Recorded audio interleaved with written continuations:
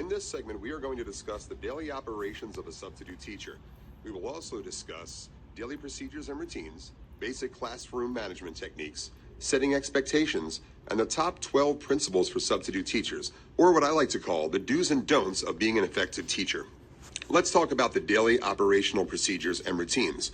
When entering the school, the first thing you should do is find the main office and greet the secretary in main office with a smile. After doing that, you will locate the Veritime computer and sign in using your ID badge that you've been given. If for some reason you do not have your ID badge, you will be able to sign in on the Veritime computer using the same ID and PIN number you've been given to sign in for SAMS. Check the teacher's mailbox for any lesson plans that may have been left for you or any instructions. Also, check to see if there are any passes for some of the students that might need to go to specials. When you get to the classroom, write your name on the board and always use your last name. Do not use your first name. Write Mr., Ms., Miss, Mrs., Doctor, whatever you're comfortable with, but do not use your first name. Also, put the date on there and any expectations of the students. Write the assignment or the assignments on the board so that students will know what they will be doing that day. It is important for the students to know what is to be expected of them. You should also look around the classroom and see if the teacher has posted their rules or procedures and routines on the wall as well. You should review these rules with the students so that you are all on the same page together. It is very important that one of the first things you do in the classroom is take attendance. It is very important to know who the students are that you are working with as you are responsible for them throughout the day. Now let's discuss some basic classroom management techniques. When we discuss classroom management, you're going to notice I'm not going to say control or classroom control. If a student in your class has ADHD, let's just say, and is unable to sit still for a while and needs to get up and walk around, you cannot control that behavior, but you can manage it.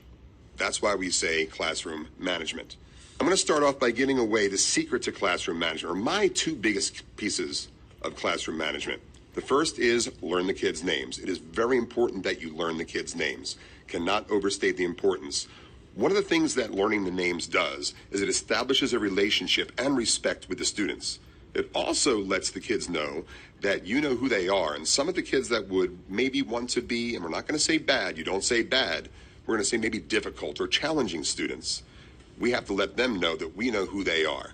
That helps very much in classroom management. The other piece of classroom management that we're going to talk about is moving around the classroom, not sitting still. Do not bring a book to read or a magazine or a crossword puzzle to do. You need to be up and walking around the classroom. The kids need to know that they are being supervised, and when the kids know that they're being supervised, they will act accordingly. Another reason why you want to walk around the classroom is because we're not going to say bad, where are the challenging kids going to sit? Almost always, if they know they're going to be having a sub that day, they're going to sit in the back of the classroom. So where should you spend most of your time? You got it, in the back of the classroom. All right, let's take a minute to talk about the end of the day procedures. It is very important that you end the day on a positive note.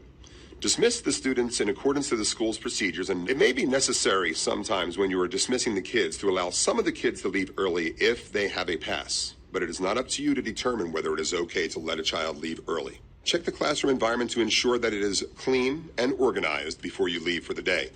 I used to hate it when I was teaching, and I would come back the next day and my classroom was completely in disarray.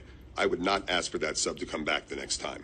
One of the last things you're going to do for the day is sign out in the main office. You're going to use your ID badge to sign out. Again, if you do not have your ID badge, you can sign out using the same ID and PIN number you use to access SAMS. All right, we are now going to discuss the top 12 principles for substitute teachers, or as I like to call them, the do's and don'ts of being an effective substitute teacher. And these rules must be followed.